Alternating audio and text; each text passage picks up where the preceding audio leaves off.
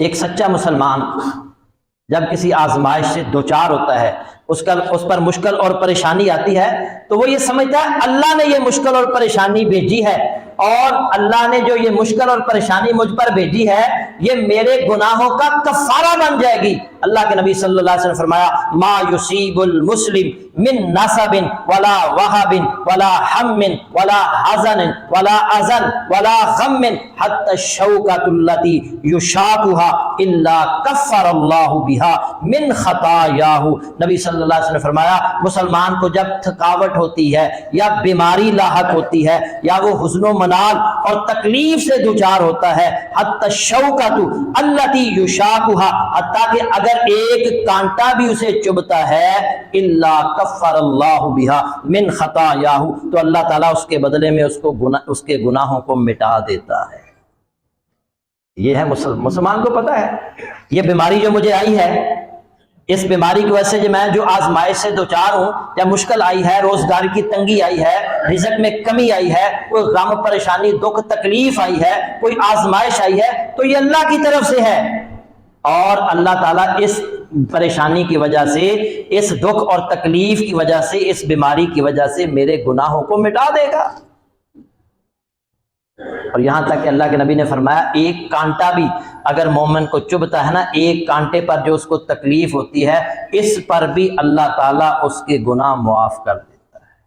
کانٹے چبھنے سے کتنی تکلیف ہوتی ہے، معمولی سی تکلیف پر بھی اللہ تعالیٰ اس کے گناہوں کو مٹا دیتا ہے۔ اس لیے جب بھی کسی مسلمان کو پریشانی لاحق ہوتی ہے تو وہ اللہ کی طرف رجوع کرتا ہے، اللہ سے دعائیں کرتا ہے، اللہ کا ذکر اور زیادہ کر دیتا ہے۔ سیدہ اسماء بنت امیس رضی اللہ تعالی عنہا پریشان تھی، اللہ کے نبی صلی اللہ علیہ وسلم نے ان کو فرمایا یہ دعا پڑھا کریں، اللہ اللہ ربی لا اشرک بہ شیئا، اللہ ہی میرا رب ہے، میں اس کے ساتھ کسی کو شریک نہیں بناتی، میں اس کے ساتھ کسی کو شریک نہیں بناتا۔ یہ ابو داؤد شریف میں حدیث، کتنی چھوٹی سی دعا ہے۔ جب کوئی پریشان ہو، مشکل میں ہو، آزمائش میں ہو، اللہ ربی، اللہ میرا رب ہے، لا اشرک بہ شیئا، میں اس کے ساتھ کسی کو شریک نہیں بناتا۔ ایک دفعہ پڑھیں اللہ ربی لا اشرک بہ شیئا۔ اسی طرح حضرت انس رضی اللہ تعالیٰ عنہ بیان کرتے ہیں کہ رسول اللہ صلی اللہ علیہ وسلم نے پریشانی کے وقت یہ دعا پڑھنے کی تلقین کی، یا حی یا قیوم برحمتک استغیث، اے زندہ اے قائم رہنے والے، میں تیری رحمت کے ساتھ مدد کا طلبگار ہوں،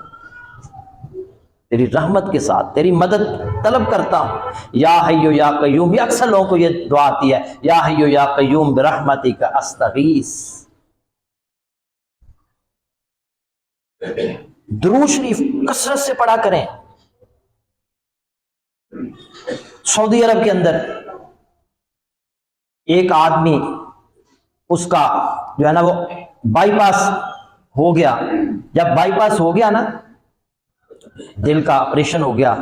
تو وہ باہر آیا، تو بعد میں اس کی جب ہوش وغیرہ آ گیا تو پھر مزید اس کی طبیعت بگڑ گئی۔ تو وہاں ایک نرس موجود تھی، اس نے کہا تم کثرت سے درود شریف پڑھو۔ اس نے درود شریف پڑھنا شروع کر دیا، تو پھر دوبارہ اسے ایمرجنسی لے جایا گیا۔ تھوڑی ہی دیر کے بعد جب اس نے درود شریف پڑھنا شروع کر دیا تو اللہ رب العزت نے اس کی اس پریشانی یا بیماری کو دور کر دیا۔ یہ درود شریف پڑھا کریں مشکل کے اندر۔ حدیث میں آتا ہے نا، نبی نے فرمایا تب تو ایک صحابی نے کہا کہ اللہ کے نبی میں کتنا درود آپ پر پڑھوں، لمبی بات ہے، تو آپ نے فرمایا جتنا تم پڑھ سکتے ہو پڑھو۔ تو آخر میں آپ نے فرمایا تھا اگر اس نے کہا پھر میں تو ہر وقت درود ہی پڑھتا رہوں گا فرائض کی ادائیگی کے بعد، تو آپ نے فرمایا پھر تو اللہ تیرے سارے غم ہی دور کر دے اور تیرے گناہوں کو بخش دے۔ کثرت سے درود پڑھا کریں، اور درود ابراہیمی اگر اللہ نے موقع دیا ہے نا تو درود ابراہیمی پڑھیں۔ مولانا عیش محمد رحمۃ اللہ علیہ وہ کہتے ہیں جب بھی مجھے کوئی مشکل اور پریشانی آتی نا تو میں درود شریف پڑھتا ہی رہتا درود ابراہیمی، اللہ مشکل پریشانی سے مجھے نجات دے۔ حضرت یونس علیہ السلام مچھلی کے پیٹ میں ہیں، اور وہاں پر اللہ کو یاد کرتے ہوئے کیا کہتے ہیں، لا الہ الا انت سبحانک انی کنت من الظالمین، اندازہ کریں مچھلی کا پیٹ ہے، اللہ نے ان کو زندہ رکھا ہوا ہے، کتنے ہی اندھیرے ہیں، ان اندھیروں کے اندر انہوں نے اللہ کی توحید کا اعلان کیا اور اپنی جو ہے وہ کوتاہی کو تسلیم کیا، غلطی کو تسلیم کیا، لا الہ الا انت سبحانک انی کنت من الظالمین۔ تو اللہ رب العزت نے ان کو نہ صرف اس مچھلی کے پیٹ سے زندہ سلامت باہر نکالا، بلکہ اللہ رب العزت نے قرآن میں فرمایا کہ اگر وہ ہم سے یہ دعا نہ کرتے تو قیامت تک مچھلی کے پیٹ میں رہتے۔ اور اس حدیث اس کے جو جسے ہم آیت کریمہ کہتے ہیں نا، اس کے بارے میں حضرت سعد بن ابی وقاص رضی اللہ تعالیٰ عنہ روایت کرتے ہیں کہ رسول اللہ صلی اللہ علیہ وسلم نے فرمایا انہ لم یدعو بها مسلم فی شیء قط الا استجاب اللہ لہ بها، جو مسلمان ان کلمات کے ساتھ کوئی بھی دعا کرتا ہے تو اللہ اس دعا کو یقیناً قبول کرتا ہے۔ یہ لا الہ الا انت، ہمارے یہاں نا کوئی بندہ مسلسل یہ پڑھتا رہے وہ یہ بڑا گرم ہوتا ہے، ایویں نہ پڑھا کرو،